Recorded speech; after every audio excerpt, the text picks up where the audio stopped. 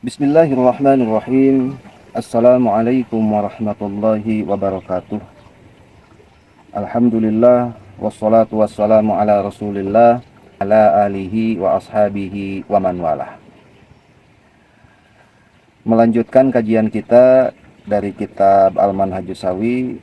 Kemarin telah kita kaji bersama mengenai muqaddimah dari bab yang pertama, halah yang pertama.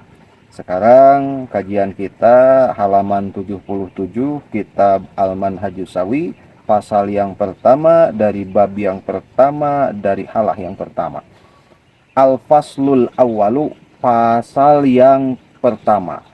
Adapun pasal yang pertama, fi badahil ilmi wa zammil jahli, pada keterpujian ilmu dan ketercelaan kebodohan. Jadi pada hakikatnya ilmu itu ada pada keterpujian dan kebodohan itu ada pada ketercelaan. I'lam, ketahuilah olehmu, annal ilma, sesungguhnya ilmu, ta'allumahu wa ta'limahu, yakni belajar dan mengajar, arfa'u wa afdalu min sa'ilil a'mal, paling tinggi dan paling utama min sa'ilil a'mal, dari sekalian amal-amal. Jadi dari keseluruhan amal-amal ibadah, amal ibadah yang paling tinggi dan yang paling utama di sisi Allah Subhanahu wa taala yaitu belajar agama dan mengajar agama, karena tidak ada hal lain yang bisa mengantarkan seseorang untuk beramal yaitu dengan ilmu. Kenapa kita mesti bertambah ilmu? Karena supaya kita bertambah amal. Hal yang mustahil ketika kita tidak bertambah ilmu tetapi ingin bertambah amal. Allati yutaqarrabu biha ilallahi ta'ala. Dengan ilmu itu jadi dekatlah kita kepada Allah Subhanahu wa taala. Jadi dengan ilmu ini menjadi wasilah, menjadi sebab dekat diri kepada Allah Subhanahu wa taala. Memang pada dasarnya kedekatan kepada Allah Subhanahu wa taala itu tidak hanya cukup dengan amal jawarih saja, tidak cukup dengan amal anggota-anggota badan saja, mesti diiringi dengan amalan-amalan hati. Karena kita hidup di dua alam, ada alam badan dan ada alam hati. Oleh karena itu, ketika kita hidup di alam badan, maka badan mempunyai kebutuhan amal, seperti halnya sholat, seperti halnya tolab ilmu, seperti halnya sodakoh, dan lain sebagainya. Nah, ketika kita hidup di alam hati, hati juga mempunyai kewajiban untuk beramal, maka ada kebutuhan ilmu atas amal hati. Seperti apa? Ikhlas, kemudian waro, kemudian zuhud, kemudian muraqabah, merasa diri diawasi oleh Allah Subhanahu wa taala. Itu amalan-amalan hati. Jadi ketika kita ingin dekat dengan Allah, maka dua ilmu mesti kita gapai. Yang pertama ilmu badan, yang kedua ilmu hati. Ilmu badan itu dikemas dalam ilmu fikih dan ilmu hati itu dikemas dalam ilmu tasawuf. Li adillatin aksara min antuhsara. Karena orang-orang yang berilmu itu karena dalil-dalil yang lebih banyak min antusara, daripada perkiraan. Jadi ketika orang yang berilmu itu mempertimbangkan hal yang baik dan hal yang buruk, itu bukan atas dasar perkiraan semata. Pasti ada dalil yang mengantarkan, oh iya bahwa ini baik dan iya bahwa ini buruk. Jadi fungsi akal di sini untuk mempertimbangkan, untuk membedakan mana yang baik dan mana yang buruk. Qala Allahu azza min qailin karimin. Telah berfirman Allah azza wa jalla dari Al-Qur'anil Karim, a'udzu billahi minasyaitonir rajim, bismillahirrahmanirrahim. Syahidallahu annahu la ilaha illa huwa wal malaikatu wa ulul ilmi qa'iman bil qist. La ilaha illa huwal azizul hakim. Allah menyatakan dalam ayat ini bahwa tiada Tuhan melainkan Dia, bahwa tiada Tuhan melainkan Allah yang menegakkan keadilan. para malaikat dan orang-orang yang berilmu pun demikian, kesaksian dan pernyataannya sama halnya demikian. La ilaha illa huwa, tidak ada Tuhan yang berhak, yang wajib disembah, illa huwa, kecuali Allah, Al-Azizul Hakim, yang maha perkasa dan maha bijaksana.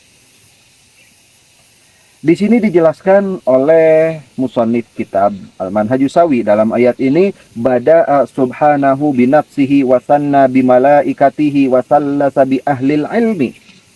Allah memulai pernyataan tersebut dengan zat Allah. Kemudian Allah iringi dengan yang kedua para malaikat. Kemudian Allah iringi yang ketiga dengan para ahli ilmu. Wa kafahum bidzalika syarafan wa fakhra. Dan cukup kepada mereka itu dengan ini kemuliaan dan ini kebanggaan.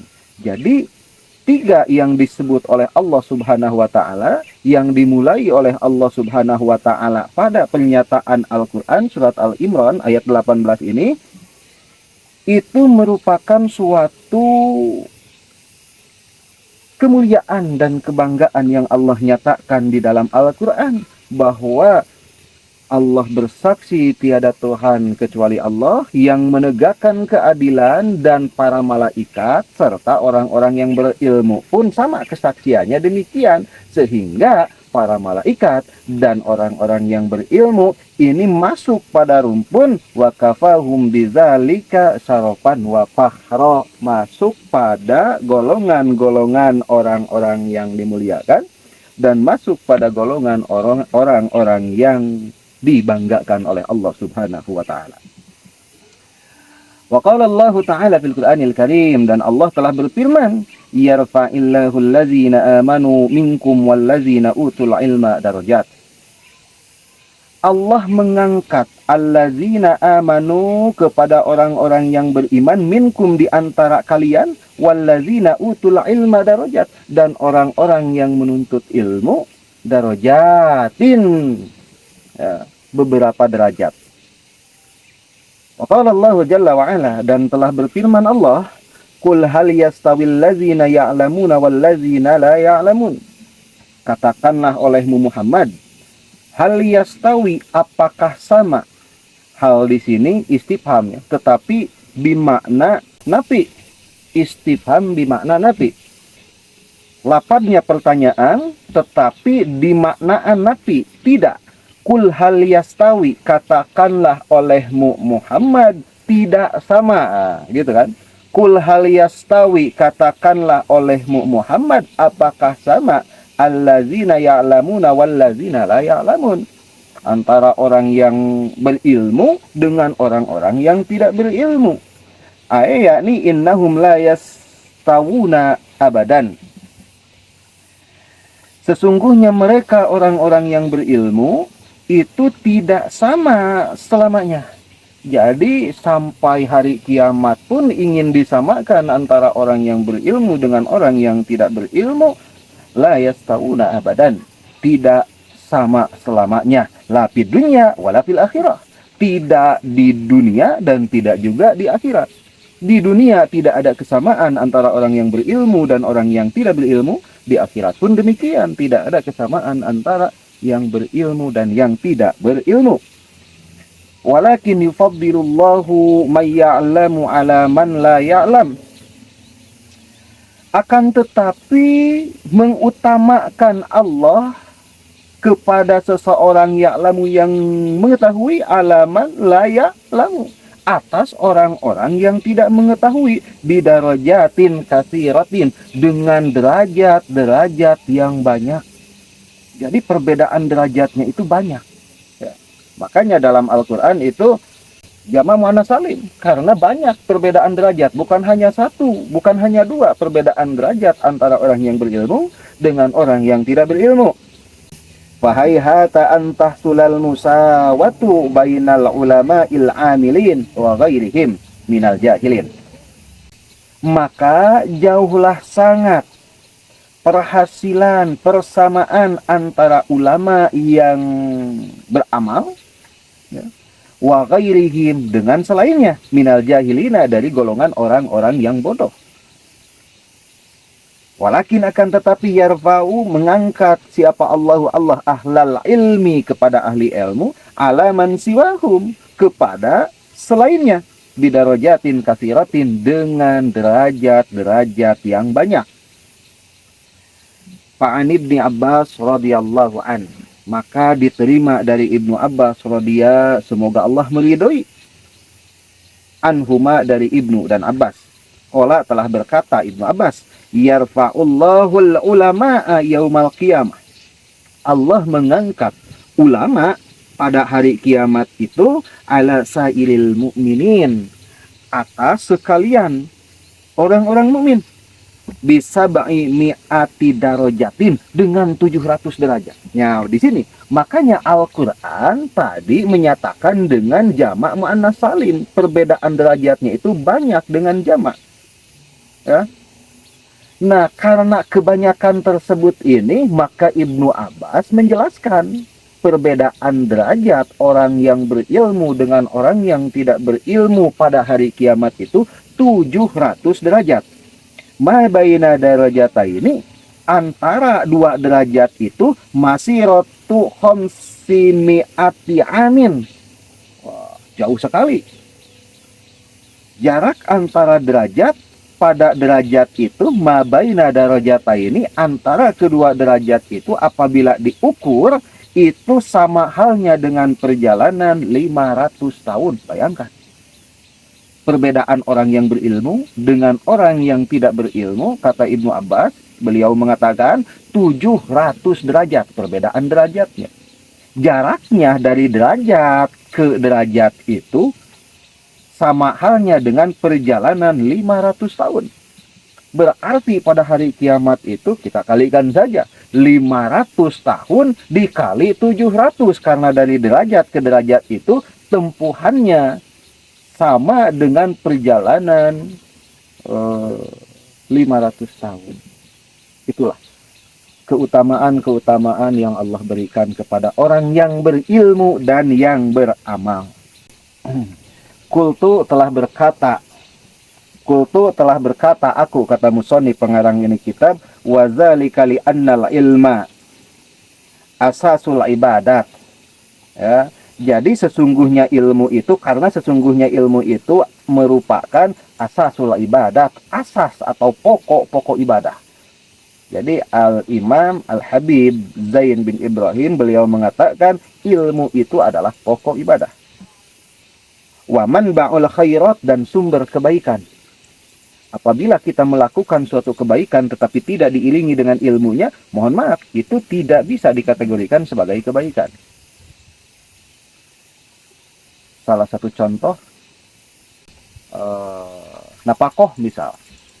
Napakoh itu ada 5. Salah satunya yaitu memberi makan kepada anak istri. Mau orang itu sholat, mau orang itu tidak sholat, mau orang itu percaya kepada Allah, mau orang itu tidak percaya kepada Allah, mau ada iman ataupun tidak ada iman, yang mempunyai anak istri pasti mempunyai keinginan naluri untuk memberi makan kepada anak istrinya. Apakah pemberian makan ini yang tidak disertai dengan ilmu bisa dikategorikan ibadah? Tidak. Karena ibadah itu memerlukan niat. Niat dalam sudut pandang tasawuf ini berbeda dengan niat dalam sudut pandang fikih. Kalau niat dalam sudut pandang tasawuf itu ditakrif dengan mailul qalbi ilal khair, condongnya hati pada kebaikan. Itu niat menurut ilmu hati. Sedangkan niat menurut ilmu badan atau fikih karena fikih itu kan hukum-hukum zahir, ya. Yang menjadi objek sasaran fikih itu hukum-hukum zahir. Kalau menurut fikih, niat itu qasdu syai'in muqtaranan bi fi'lihi. Merencanakannya sesuatu dengan diiringi pengerjaannya, itu niat menurut fikih. Tetapi kalau dalam tasawuf, niat itu mailul qalbi ilal khair dalam sudut pandang ilmu tasawuf. Jadi ketika kita memberikan nafkah, kemudian tidak ada hal kebaikan dalam nafkah tersebut, walaupun diperoleh dari sumber yang halal, tetapi tidak ada kebaikan. Kita menafkahkan, tetapi timbul kemaksiatan. Nah, itu tidak ada nilai-nilai kebaikan pada nafkah tersebut. Maka oleh karena itu, ketika seseorang melakukan amal tetapi tidak disertai dengan ilmunya, maka amal tersebut tidak menjadi sumber kebaikan, karena ilmu di sini merupakan manba'ul khairat, sumber kebaikan. Kama annal jahla ra'su kulli syarin. Sama halnya dengan kebodohan itu merupakan pokok kejahatan. Ya. Pokok setiap kejahatan. Jadi kebodohan itu merupakan pokok setiap kejahatan, dan ilmu itu merupakan sumber daripada kebaikan. Wa aslu jami'il baliyat, dan kebodohan itu merupakan asal sekumpulan balai-balai, sekumpulan bencana-bencana. Kebodohan itu seperti halnya banjir, ya, seperti halnya longsor, itu bisa diasalkan pada kebodohan manusia. Ketika akal menyatakan bahwa gunung ini tidak boleh gundul, kalau gundul nanti dikhawatirkan longsor, akal menyatakan demikian. Tetapi nafsu mengomandoi akal, sehingga akal yang bisa mempertimbangkan hal yang baik dan hal yang jelek ini terhijab dengan nafsu syahwat keduniaan. Nah, itu bisa dikategorikan bodoh juga, karena merupakan asal daripada bencana-bencana. Oleh karena itu, patut dan wajib bagi kita untuk mengkaji ilmu yang mendekatkan diri kepada Allah Subhanahu wa Ta'ala. Ilmu itu terbagi ke dalam dua kategori dalam sudut pandang tasawuf. Ada ilmu yang ibarah dan ada ilmu yang isyarah. Ilmu yang ibarah yaitu ilmu yang cukup untuk dimengerti oleh akal. Tetapi ilmu isyarah itu tidak cukup dimengerti oleh akal, mesti bisa direnungi oleh hati. Seperti halnya kita mengetahui bahwa riba itu tidak boleh, haram hukumnya riba, berdasarkan hadis Nabi Shallallahu Alaihi Wasallam, mislu ayyang kihar wajulu umat. Seperti halnya anak laki-laki yang mengawini ibunya itu dosa paling ringan daripada riba. Contoh, misalnya, kita mengetahui bahwa riba itu tidak boleh, berarti ada ilmu mengenai ketidakbolehan riba. Akan tetapi ilmu tersebut tidak bisa menjadi benteng diri untuk tidak mendekati riba tersebut. Sehingga kita melakukan hal yang diharamkan oleh syara dalam kapasitas kita mengetahui bahwa hal tersebut haram. Nah, itu ilmu yang menjadi ibarah tetapi tidak masuk pada isyarah. Ilmu yang hanya menjadi perhiasan akal tetapi tidak bisa menjadi renungan hati untuk membangkitkan badan melakukan amal kebaikan. Oleh karena itu, semoga dalam kajian kitab Manhajus Sawi ini kita diberi kekuatan oleh Allah Subhanahu wa Ta'ala bisa memperoleh ilmu yang isyarah dan ilmu yang ibarah. Mungkin demikian saja untuk kajian yang sekarang. Insya Allah dilanjut pada esok hari. Semoga kita semua diberi keistiqomahan oleh Allah Subhanahu wa Ta'ala, diberi kesehatan serta usia yang diberkahi oleh Allah Subhanahu wa Ta'ala. Insya Allah besok pada halaman 78. Akhirul kalam, wassalamualaikum warahmatullahi wabarakatuh.